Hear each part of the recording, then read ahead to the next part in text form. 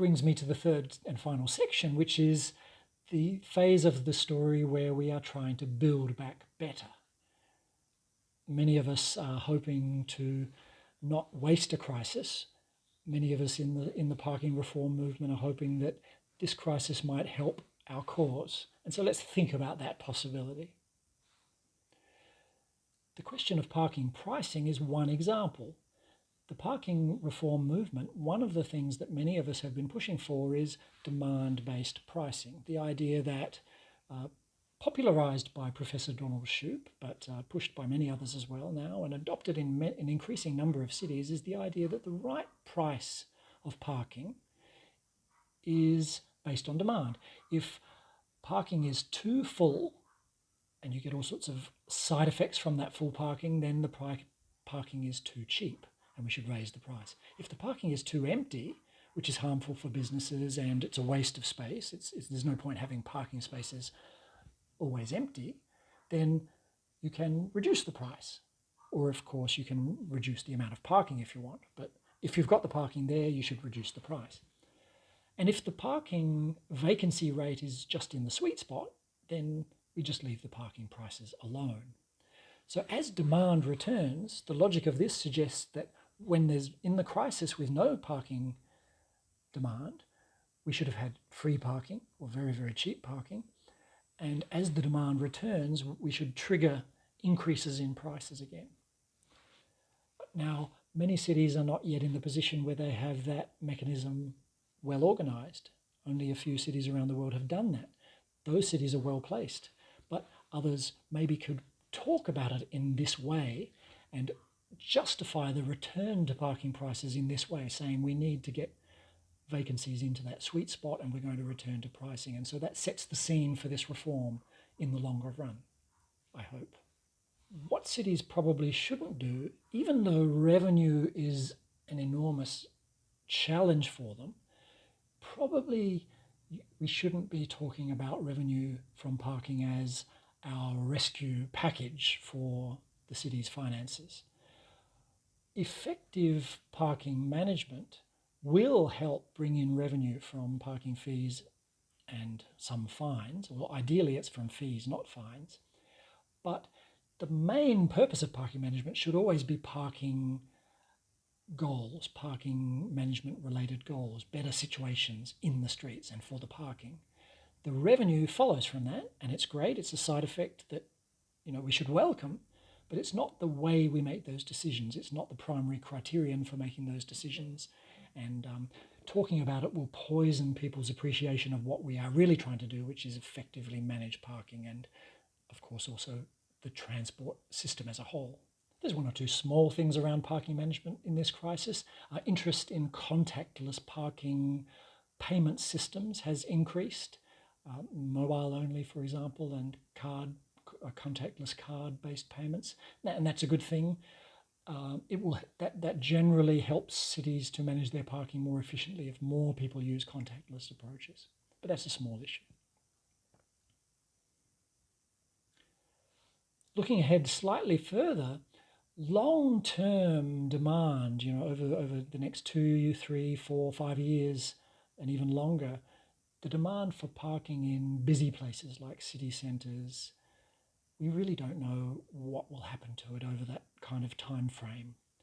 We do expect to be heading into an economic depression in many cities over the next 2 years, perhaps. That will dampen parking demand, of course. We don't know how much more popular working from home will be with employers and employees. If it's very popular, it would dampen parking demand somewhat and take the pressure off parking.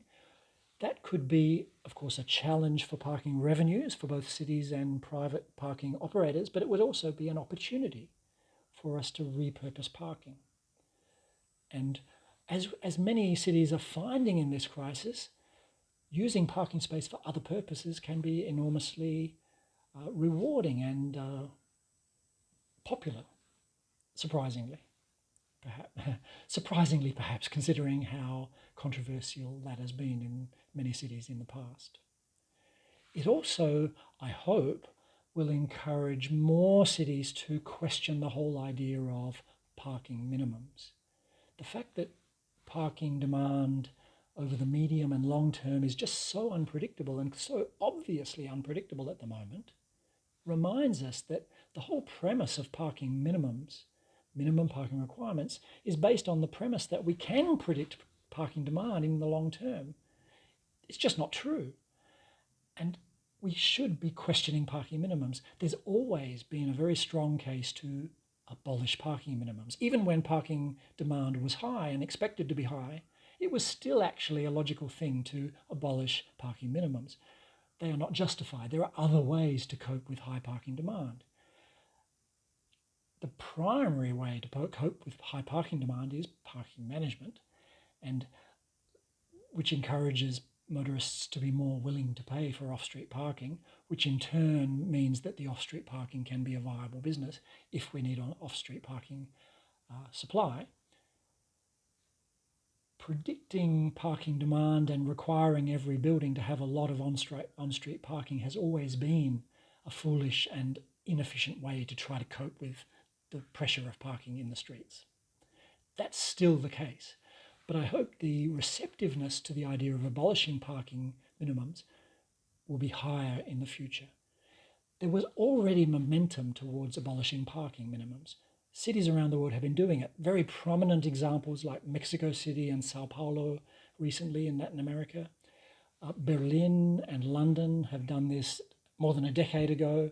Even Buffalo and several other places in North America have been abolishing parking minimums, not just in their city centres, which is a very common thing, but across wide areas, the whole cities. I hope that trend can continue, and I hope the aftermath of this crisis will give that reform agenda new legs. Another reason to hope for parking minimum abolition to get new strength in this post-COVID era is housing crises. Now, the immediate housing crisis in some cities is probably a little eased by the immediate crisis and the economic crisis following it. But as our economies come back, those housing crises will be revealed to have not gone away. The shortage of housing is still there in many, many cities around the world. Abolishing parking minimums is one of many ways that we can ease the process of building more housing. And a housing building-led recovery, along with many other things, is part of this idea of building back better. If we can make it easier for infill development to be built in many cities, in the places where we don't need much parking and where people have many transport choices, that's great. And that's exactly what abolishing parking minimums makes easier. Housing in transit-oriented locations and places where it's easy to walk and cycle to many destinations. And finally, let me end with a more general point, which is that many policy changes in parking, as in many other areas of sustainable transport, have always seemed daunting. The political challenges have been difficult, but this crisis has perhaps shaken us out of our comfort zones. It's expanded the realm of the possible. It's opened people's eyes to what can be done. Cities have been doing amazing things quickly. People have seen what their streets are like with very little traffic. People have seen that removing parking and having pop-up bicycle lanes can be amazing. So one hope is that courage to do bold things will be increased by this crisis and its aftermath.